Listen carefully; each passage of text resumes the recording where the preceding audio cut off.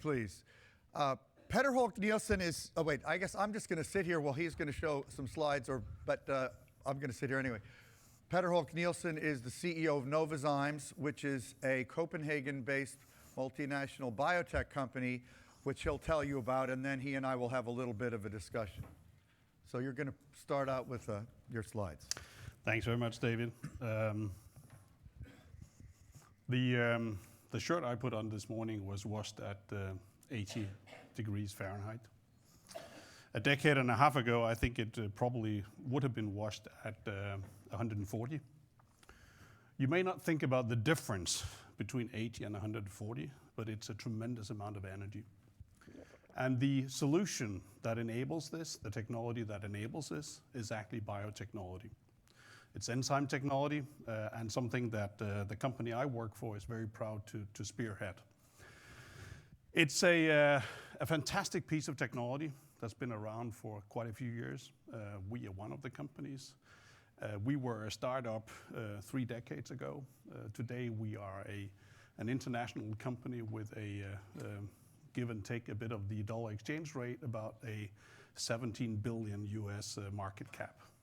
So this is also business, is just the point I want to make. We're working on a lot of really exciting, cool stuff. I think laundry is pretty exciting too, but I'll try to excite you about a few other things too. We're trying to try to enable a corn plant. So now you have to travel to the Midwest, a corn plant or a soybean plant to actually recruit the right microbes in the soil to produce more with the same inputs. We're also trying to develop fine microbes that will, if we are lucky, and I think we'll be, that will be able to replace all the antibiotics that we're using prophylactically in animal feed. Those are a couple of, I think, really interesting, cool opportunities that I hope will keep you alert, excited for the next 7-8 minutes. Before I go there, I probably just want to take you down a bit of the biology lessons that you had in school. So everything we do comes from nature. It's based on nature's own technologies. It's enzyme technology. We harness the power of fungi, like the one you see on the screen. Like in any other, any other form of life, it is enzyme technology that actually drives it. Your breakfast is right now being chopped apart, digested by enzymes from your digestive system. Eventually, it will, as small components, travel into your bloodstream. It will become energy for your cells because there are enzyme systems in the cells that convert it into the energy and the power you need. That goes for everything in nature. It's any process in nature is using these systems. And as I'm sure you're aware of, nature is a pretty unique invention. It doesn't waste anything. It's almost the perfect definition of a circular economy. So it's a real cool place to go looking for solutions that can help us become more circular and more sustainable in our activities. It's actually not new. I mean, we've used these technologies for thousands of years. They actually go back to old food conservation systems, old systems for preserving our foods that were developed by the ancient Greeks and Egyptians. We know it from fermentation of beer. There's so many things that we used to do and still do with the use of these technologies. And yet we're here today to talk about how these technologies can also become a real significant contributor to the future. And the journey has been a pretty long one. I mean, we've known it for years. We've been trying to develop these things and we've been successful in developing these things for industrial use. Nature never invented or evolved a laundry machine. That's something we did. But we have taken nature's technology and put it into the laundry machine to do exactly the cleaning of this shirt at 80 Fahrenheit and not at 140 or 200. The power of nature is really unique, and the thing that's moving so fast right now. Yesterday we heard so much about connectivity and how the digital world is moving really fast. This world is moving faster. And the reason it's moving so fast is that we now have access. We can get access to genetic codes in a way that we never could before. This world is exploding right now. It's exploding with genetic information on nature. We actually understand nature now through understanding the genetics of microbes and plants. And the future is one of coupling the genetic information with functionality. And that holds an awful lot of promises. So think about Moore's law in the digital world. This is like 2 times Moore's law. So it's exponential, and it's exploding right now. That gives us a wealth of opportunities. So I talked about laundry. It may sound a bit mundane. You meet it every time in food manufacturing to get more with less, better use of the raw materials. That's particularly true on husbandry and animal farming, where you get maybe 2, 3, 4, 5% extra yield. You get more uptake of the feed. And you may think of that in cost terms, but it's also a sustainability thing, because you then have the 4 or 5% less acreage to actually produce the stuff you want to produce. The last thing we're working on here is on agriculture, where it's really cool, and I'll admit we do not understand the science yet, but just wait until we understand it. It's really cool that a corn plant is recruiting the right set of microbes in the soil. And if you can make available the right microbes in the soil, you actually get much higher yield. So when the UN calls out a quest for 17% more food by 2050, our way of looking at that is to say, okay, if we can do 6-7% more on some of the major row crops, that's a pretty significant contribution, everything else being equal. Last year, we saved the planet through our technologies, 76 million tons of CO2. We have a target of 100 by 2020. 76 million tons of CO2 corresponds roughly to 35 million cars on the street. So it's not everything, but it's a pretty significant contribution. And that brings me to the way we think about the Sustainable Development Goals. We think of them as an inventory of business opportunities. As Jeffrey Sachs pointed out before, they are really, really inspiring challenges for all of us. They are inspiring goals, but they also list of business opportunities. So to us, this is business. We've taken these goals, we've looked at them, we've said, where can we make a positive contribution? Where can the technology that we work with, where can that make a contribution? And then we try to focus on that.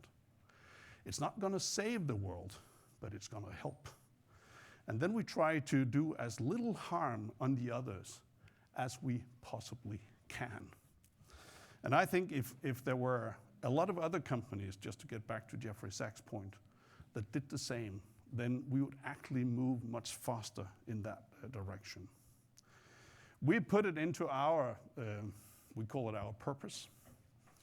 There are many ways and many colorful ways of expressing purposes. I'll just point to a couple of things in this purpose statement that drives the company. The first one is together. This is a world where the speed by which we need to move is so daunting, in particular when you get to climate change, that this is going to require a very strong collaboration between regulators and companies who holds or who develops the technologies. So this is not a company that can do it, or a government that can do it, or a city that can do it. This is going to require that we work together. The other thing I would like to call out is the last piece, let's rethink tomorrow. I think often when we think about these things, we are marginal in our approach. We think marginally, and very often the right way to think about these systems changes is actually to think about if not revolutions, then at least to rethink processes. So my point here is that if companies, governments, and cities would actually work together, I think we have the solutions for quite a bit of the challenges that is expressed in the 17 SDGs. But it requires that collaboration. This purpose statement gets some of the most brilliant scientists to work for our company. They will not work their butt off to create shareholder value, but they'll work their butt off to change the world.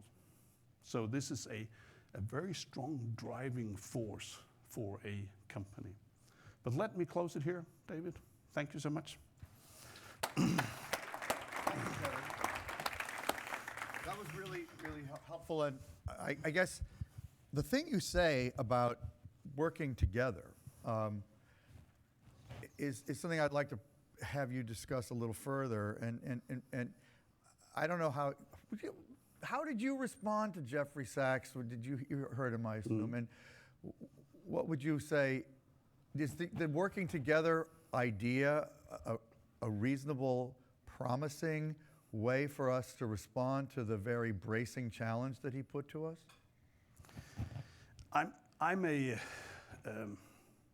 trained as an engineer, as a scientist, and I'm probably addicted to technology, as I understand we're going to talk about over lunch. But I'm quite passionate about using technology to actually achieve these goals.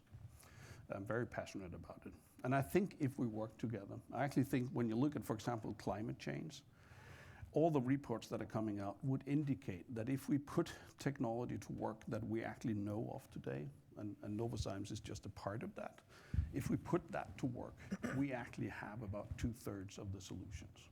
For what? All the SDGs? For climate change. For climate change. I mean, I think that's the most We urgent one. just current technology, you think? Then we don't have it all, but we have quite a bit of it. And I think the reason that I think we've been at a standstill ever since the financial crisis.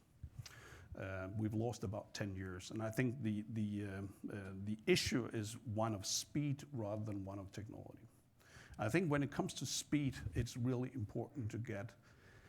I mean, the Paris Accord, as Jeffrey was referencing, but to get governments and companies to work together, because otherwise we're not going to make it with the required speed. Now, am I optimistic? I'm pretty optimistic about the SDGs. I think climate change is a tall order, and we really need to move fast. So as a company, we're doing everything we can to make sure that governments, including this one, understands the potential of the technology so that they can regulate around the technology and bring it to market. Yeah, well, for example, I mean, I suppose, but one thing you didn't go into detail on is what you started about lowering washing temperatures and the temperature that your shirt was washed at, that your enzymes, which go into cold water laundry detergents, are able to get clothes just as clean as if they were washed with hot water, but the temperature differential between 140 and 80 degrees requires so much less energy that the carbon production is dramatically reduced. Right. So meanwhile, there's still tons of laundry detergents being sold that require hot water. So not that I'm saying regulation should help your business per se, but it is an implicit, I mean, one way one could just interpret your thought in a concrete context here is that we really could legislate, for example, that all clothes could, that all laundry detergents could be capable of washing in cold water, for example. There are many things we could do. So that's on energy efficiency. There are so many things where regulators could promote technologies that would actually be economically beneficial for societies. It just doesn't happen because of the slowness of the system. You're absolutely right. For example, in the US, if just all of you washed your shirts at 80, then the US would save another 2 million tons of CO2, which would be quite significant. And in a decade, we'll all be washing in tap water. Now, I think the big sustainability task on laundry is that where we went up to 140, and in some cases, I guess 190, was because of hygiene issues. Now, the big task here is, and that's a no, it's an issue you can deal with today in detergents. The big task is to make sure that Asians do not move from cold water wash up to 140. Because that's when the 4.5 billion in Asia, if they move up, then we have a real issue. So it's the big sustainability issue is really to keep that at cold. Because they've historically not felt it necessary to use hot water, but you can offer them an alternative to stay with the more or less the same techniques. That's right. I think the government intervention is really about speeding up technologies. I'm not asking for, I'm not an advocate of subsidies and all that. I'm just asking to make technologies available. You say, in many ways, chemistry, energy, as we know it today in our world, was invented by German scientists in the 1880s. The last century was one of energy, fire, and brimstone. That's not sustainable with 9 billion people on the planet, as Jeffrey pointed out so eloquently before. I think biology, and a lot, that it's not the only technology, but that and a couple of other technologies can actually pave or create a road of more sustainable development as we phase out the use of fossil fuels, which is one of the main sources of the climate change issue. So completely phasing out fossil fuels, you think, should be one of our goals? Completely is a very, it's a harsh word. I'm not sure it will ever be completely. Again, if you look, just look at what the experts are saying. The International Energy Agency has this simple model, which is behind the Paris Accord, which says that we have to be carbon neutral by 2050. So by 2050, we have to emit zero. So right now we have to go on a journey where we get from where we are today and then down towards zero emission, and then we have to stay at zero from 2050 to 2100, all if we have the aspiration of being below 2 degrees C temperature change over pre-industrial. Now, to get to at the point where you're zero by 2050 and keep that up until 2100, I don't think that necessarily requires a total emission of fossil fuels, but it requires that you develop technologies that can somehow compensate for the use of fossil fuels that you might still have, and it's certainly going to require dramatic reduction. Well, there are carbon reduction techniques that you can apply. Of course, you're from one of the very small number of countries that Jeff said is thinking right about human habitation on the planet, basically. You're from Denmark, Danish company. So in your country, in Scandinavia, is this collaboration between government and business that and regulators and production at the level you'd like to see there, or is even there a need for a higher level of awareness? And tell me how you would categorize efforts in Scandinavia vis-a-vis, say, the United States in that regard. I'm not sure I can make a call on the U.S. per se, but when you look at Scandinavia, then first of all, I think when you travel the international scenes, as I have a chance of doing once in a while, you see that government-industry relationships are usually much better in the smaller countries. And I think we have, it's probably, at least in my country, it's working very well. That doesn't mean that companies like mine always agree with government. We would like to see Europe, we would like to see the country of Denmark, because it happens to be our kind of backyard. We would like to see that move faster. To be part of the EU, you mean? Yeah.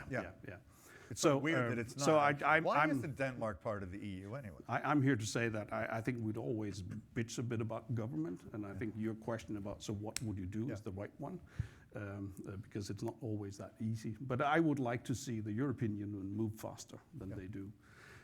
In the U.S., has actually made some pretty great strides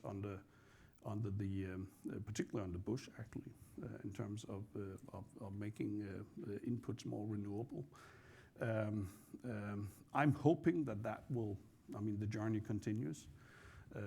Of course, there are worrying signs, but I'm hoping the journey continues. One thing I know you're concerned about is technical education in the Western world generally, United States and Europe. Talk about that and what leads you to conclude about China.